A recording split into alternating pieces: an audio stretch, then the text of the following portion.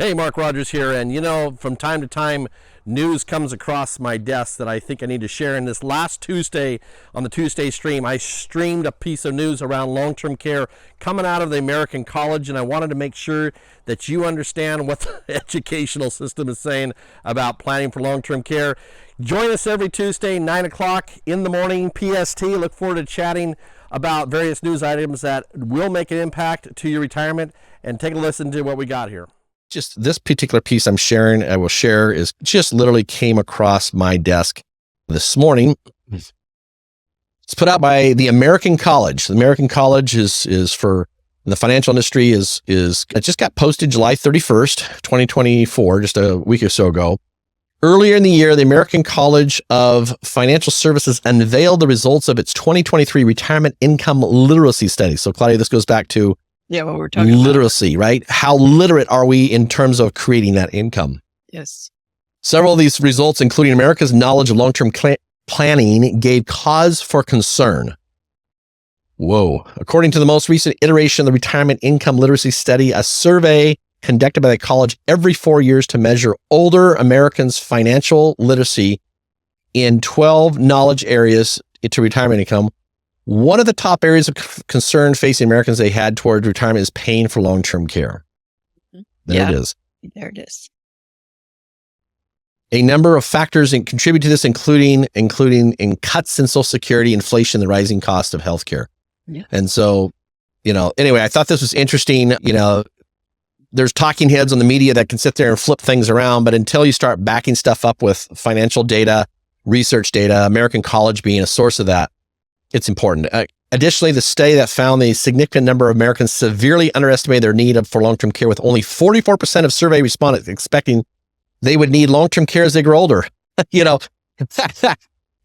I've always thought that was interesting, where I work with people and they're like, it's not going to happen to me. Well, right.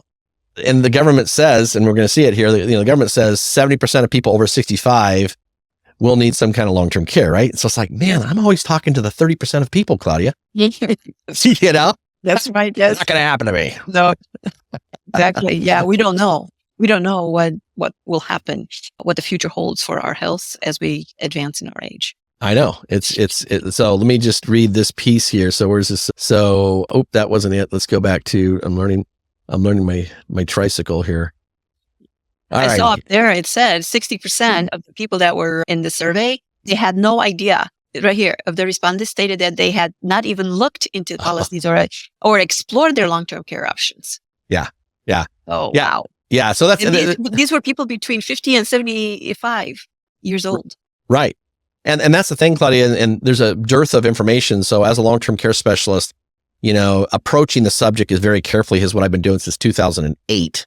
Yeah. Is because there's many different plans out there, and the health is different from everybody as well. So it's important that, that we have accurate information to work with. And I find a lot of people don't have accurate information. This reminds me of this one case we had recently, not too long ago, where the mom, she developed cancer. Yeah. And within a short period of time, she was gone, but she had a long-term care policy in place. And then the daughter didn't have to scramble. There was care, there was, of course, the process, it took a little bit, but in the end, there were reimbursements for everything. So it gave the daughter peace of mind that she was able to care for her mom until the very end. And you bring up a great point, Claudia, because that last year, after helping people for 14, 15 years with long-term care policies, I started getting my first set of claims, right? You were helping me going through these long-term care. We had 3 of them last year. Yes. And, that is a stressful time. And the case you're referring to was someone close to us.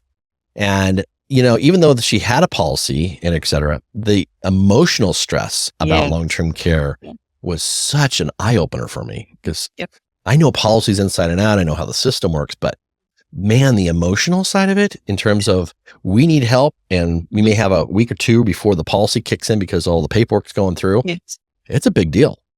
While all along, especially because this was a fast advancing cancer. Yeah. While all along, you're looking at your loved one and thinking, when is this going to kick in, or where are we going to be able to make this all happen so that way we can bring the care in? Right. Right. Yep. yeah. So anyway, it was like you said, it was just an absolute eye opener to see that. This is a governmental statistic, and it's actually a little dated. 70% of folks 65 and older are going to need some type of long-term care service. The average, not the high end, is 3 years. 80% of folks don't have a plan. To me, that's nothing less than a crisis. That's what we're against, is the crisis. And people may ask, well, what is long-term care? It's 2 out of the 6 ADLs. You see them listed here: bathing, dressing, toileting, transferring, continence, everything. It's 2 out of the 6 refers to a long-term care thing going on. So anyway, that's probably good for this, but the aha thing is that very, very people are not prepared for this crisis coming down the pike. And further on, as we get this program up and going, there'll be a place that you can input your questions over on my website. We'll work on that. And then you are welcome to engage for 20 minutes with me on my calendar. And we can talk about even its long-term care specifically. We could talk about that.